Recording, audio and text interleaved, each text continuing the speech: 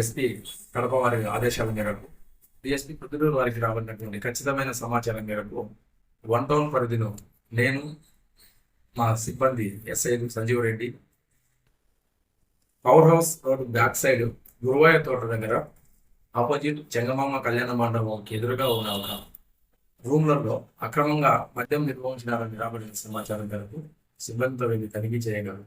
అక్కడ మేము 816 750 ml bottles, తర్వాత 2 లీటర్ల బాటిల్ ఒక 10, తర్వాత 72 బాటిల్స్ 500 ml టిన్ బీర్లు అక్రమంగా నిర్వహించినట్టు కనుగొనడమైంది.